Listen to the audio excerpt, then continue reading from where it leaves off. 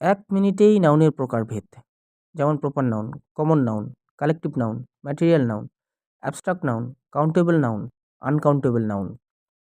Proper noun কি? নির্দিষ্ট নাম বোঝায়। রাধা, কলকাতা, ইন্ডিয়া। যেমন রাধা একটা লোকের নাম, নির্দিষ্ট লোকের নাম। কলকাতা একটা নির্দিষ্ট জায়গার নাম।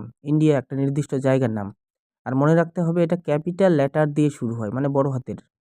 কমন নাউন কি? সাধারণ নাম বোঝায়। যেমন গার্ল, বয়। উদাহরণ হিসেবে the girl is reading a বুক। এখানে গার্ল কথাটি হচ্ছে কিন্তু কমন নাউন।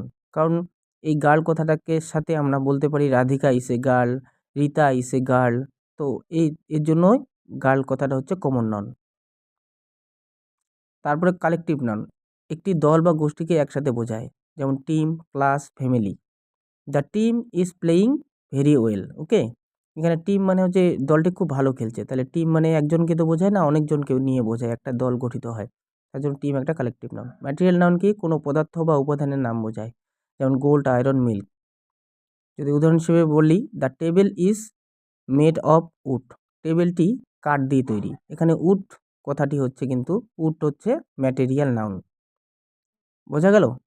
তো এইভাবেই আমরা কিন্তু ম্যাটেরিয়াল নাউন বুঝে গেলাম। এরপরে আমরা যাব অ্যাবস্ট্রাক্ট নাউন। অ্যাবস্ট্রাক্ট নাউন কি? এটা চোখে দেখা যায় না, ছোঁয়া যায় না, কিন্তু অনুভব করা যায়। যেমন অনেস্টি মানে সততা, লাভ মানে ভালোবাসা। উদাহরণ হিসেবে যদি বলি, মাদার্স লাভ ইজ পিওর। মায়ের ভালোবাসা খাঁটি। কিন্তু এই লাভটাই কিন্তু অ্যাবস্ট্রাক্ট নাউন, যা চোখে দেখা যায় না কিন্তু অনুভব করা যায়। তারপর কাউন্টেবল নাউন কি? যে নাউন গোনা যায়। যেমন বুক, পেন, অ্যাপেল। তো এখানে আই হ্যাভ টু বুকস, এই বুকস বা বইগুলো কিন্তু গোনা যায়। এর জন্য বুকস হচ্ছে কাউন্টেবল নাউন। বোঝা গেল? এবার আনকাউন্টেবল নাউনটা কি? যে নাউন সংখ্যা দিয়ে গোনা যায় না। যেমন ওয়াটার, মিল্ক, সুগার।